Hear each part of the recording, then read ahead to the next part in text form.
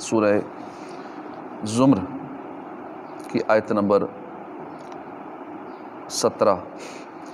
اعوذ باللہ من الشیطان الرجیم، بسم اللہ الرحمن الرحیم۔ والذین اجتنبوا الطاغوت ان یعبدوها وانابوا الی اللہ لهم البشری فبشر عباد الذین یستمعون القول فیتبعون احسنہ اولئک الذین ہداہم اللہ واولئک هم اولو الالباب۔ افمن حق علیہ کلمۃ العذاب افانت تنقذ من فی النار لیکن الذین اتقوا ربهم لهم غرف من فوقها غرف مبنیہ تجری من تحتها الانہار وعد اللہ لا یخلف اللہ المیعاد۔ ألم تر أن الله أنزل من السماء ماء فسلكه ينابيع في الأرض ثم يخرج به زرعا مختلفا ألوانه ثم يهيج فتراه مصفرا ثم يجعله حطاما ان فی ذلک لذکری لأولی الالباب۔ اللہ کے نام سے شروع جو نہایت مہربان رحمت والا۔ والذین اجتنبوا، اور وہ لوگ جنہوں نے اجتناب کیا، طاغوت بتوں سے، ان یعبدوہا وہ پوجا کریں ان کی، کہ وہ پوجا کریں ان کی، وانابوا اور انہوں نے رجوع کیا الی اللہ اللہ کی طرف، لہم البشرا ان کے لیے خوشخبری ہے، فبشر عباد تو خوشخبری سنا دو میرے بندوں کو، الذین یستمعون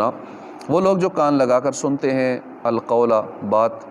فیتبعون پھر وہ پیروی کرتے ہیں، احسن اس کی یعنی بہتر کی پیروی کرتے ہیں، اولئک الذین یہ لوگ وہ ہیں جو ہداہم اللہ اللہ نے انہیں ہدایت دی، واولئک ہم اور یہ لوگ وہی اولو الالباب عقل والے ہیں، افمن حق کا تو کیا وہ شخص جو حق کا ثابت ہو چکی علیہ اس پر کلمۃ العذاب عذاب کی بات، وہ نجات والوں کے برابر ہو جائے گا۔ افانت تو کیا تم تنقذ بچا لو گے من فی النار اسے جو فی النار جو آگ میں ہے، کیا تم اسے بچا لو گے؟ لیکن الذین اتقوا لیکن وہ لوگ جو ڈرے ربہم اپنے رب سے، لہم غرفن ان کے لیے بالا خانے ہیں، غرفن ہے سیکنڈ فلور، بالا خانے اوپر والی منزلیں، من فوقہا ان کے اوپر، غرفن اور منزلیں ہیں اور بالا خانے ہیں، مبنیہ بنے ہوئے ہیں، تجری من تحتہا الانہار تجری بہتی ہیں، من تحت ان کے نیچے، انہار نہریں ان کے نیچے نہریں بہتی ہیں، وعد اللہ یہ اللہ کا وعدہ ہے، لا یخلف اللہ المیعاد اللہ اپنے وعدے کے خلاف نہیں کرتا۔ الم تر ان اللہ کیا تم نے نہ دیکھا کہ اللہ نے انزل اتارا، من السماء ماء آسمان سے، ماء پانی اتارا، فسلکہ پھر اسے داخل کیا، ینابیع فی الارض زمین میں موجود چشموں میں، ثم یخرج پھر وہ نکالتا ہے بہ زرعا اس سے کھیتی، مختلفاً مختلف ہوتے ہیں، الوانہ اس کے رنگ، ثم یہیج پھر وہ خشک ہو جاتی ہے، فتراہ مصفرا تو دیکھتا ہے اسے پیلی پڑی ہوئی، ثم یجعلہ پھر وہ کر دیتا ہے اسے ٹکڑے ٹکڑے، خطاماً ٹکڑے ٹکڑے، ان فی ذلک لذکری بے شک اس میں لذکری ضرور نصیحت ہے، لأولی الالباب عقل والوں کے لیے۔ ترجمہ کنز العرفان۔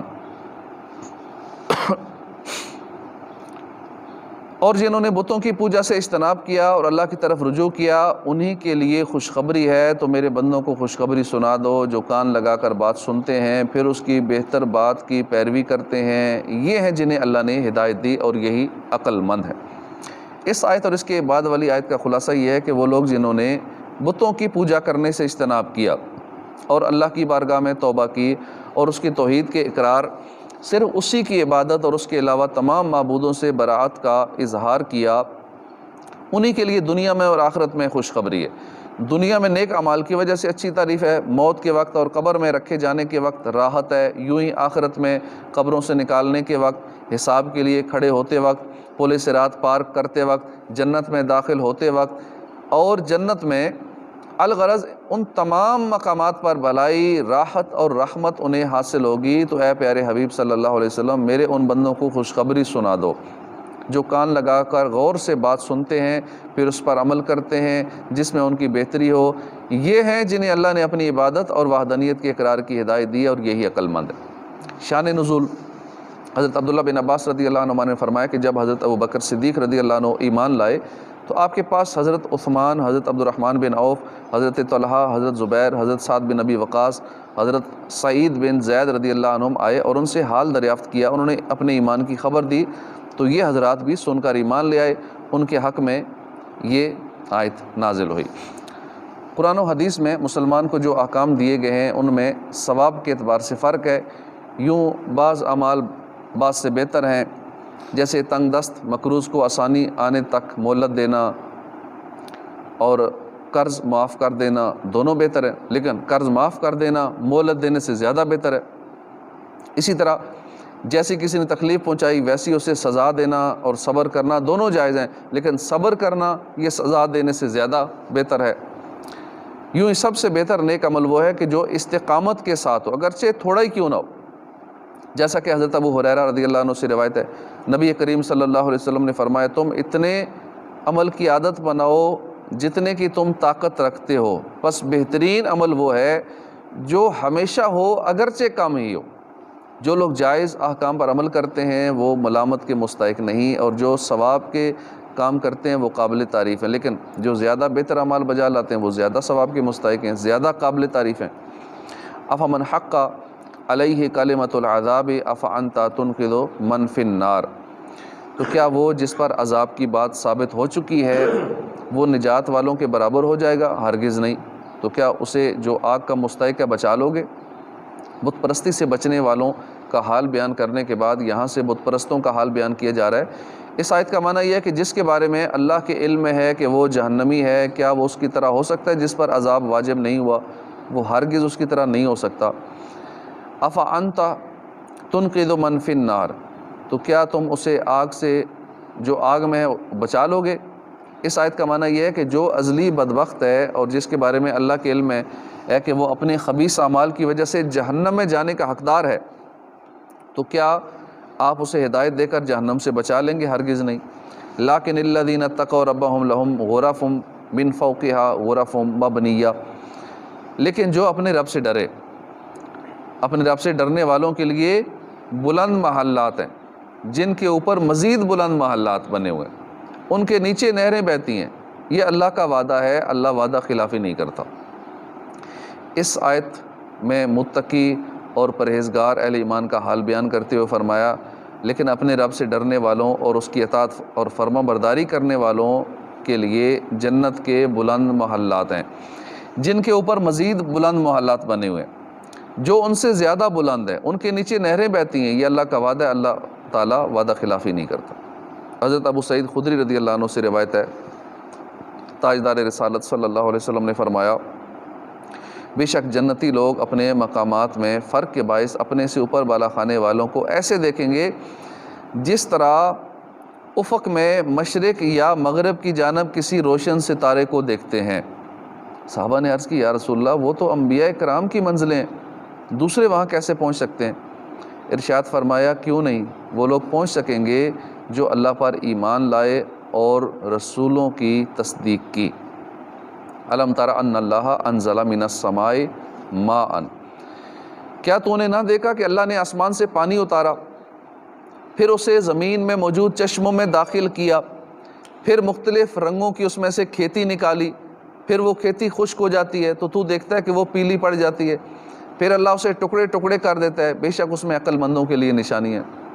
اس سے پہلی آیت میں اللہ تعالیٰ نے آخرت کے اوصاف بیان فرمائے تاکہ عقل مند اس کی طرف راغب ہوں،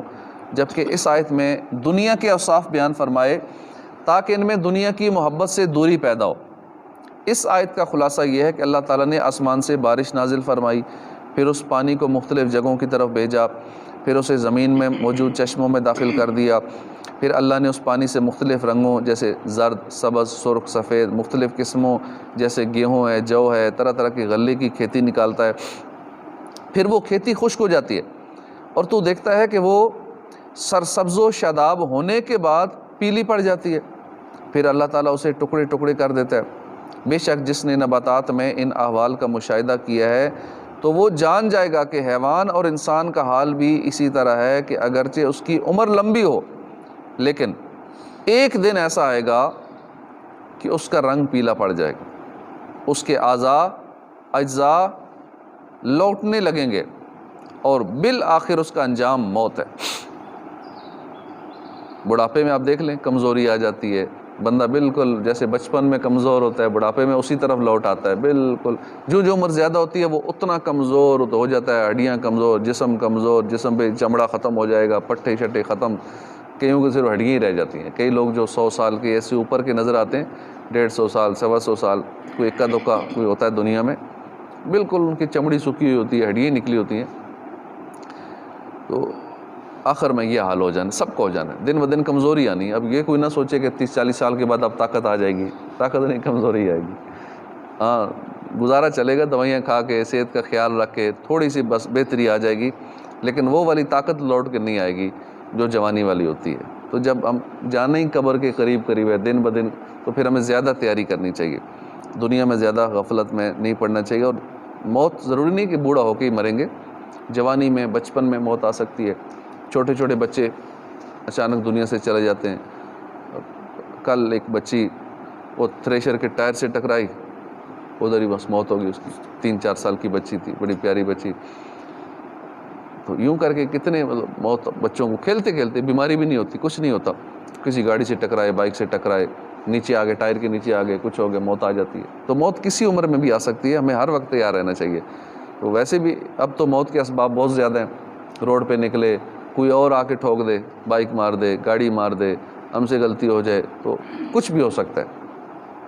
تو اللہ پاک موت کی تیاری کرنے کی توفیق عطا فرمائے۔ انجام بالآخر موت ہے۔ اب اس میں ہمیں فصلوں کی مثال دی گئی، گندم کی مثال دی گئی۔ اب یہ سیزن چونکہ گندم کا چل رہا ہے، کٹائیاں ہو بھی رہی ہیں، کچھ تھریشریں چل رہی ہیں، کچھ لوگ بھوسا اور وہ دانے سمیٹ چکے ہیں۔ اب دیکھیں نا کس طرح جب فصل لگائی گئی تھی تو سبز تھی، بیج لگایا، پھر ایک کومپل نکلی، پودا بنا، پھر آہستہ آہستہ وہ پیلا ہو گیا۔ یہاں وہی مثال دی جا رہی ہے، پیلا ہونے کے بعد پھر اسے کاٹا گیا، پھر تھریشر میں جب ڈالا گیا، ٹکڑے ٹکڑے ہو گیا، دانے الگ ہو گئے، بھوسا الگ ہو گیا۔ اب دیکھیں یہ انجام ہوا سرسبز گندم کا، تو یہی بندے کا انجام بھی یہی ہونا ہے۔ تو جب وہ نباتات میں ان احوال کا مشاہدہ کر کے نا اپنی ذات اور زندگی میں غور کرے گا تو اس سے اس کے دل میں دنیا اور اس کی رنگینیوں سے نفرت پیدا ہو جائے گی، کہ جس طرح ہر چیز ہمارے سامنے پیدا ہوتی ہے، سرسبز ہوتی ہے، کیسی ہوتے جوانی کے بعد پیلی پڑتی ہے، اس کے بعد ختم ہو جاتی ہے۔ کتنی ہماری زندگی میں سارے مشاہدات ہوتے ہیں، لیکن ہم اپنی موت کو بھول جاتے ہیں، موت سے غافل ہو جاتے ہیں۔ اللہ پاک مرنے سے پہلے موت کی تیاری کرنے کی توفیق عطا فرمائے۔ آمین بجاہ نبی الامین صلی اللہ تعالی علیہ وآلہ وسلم۔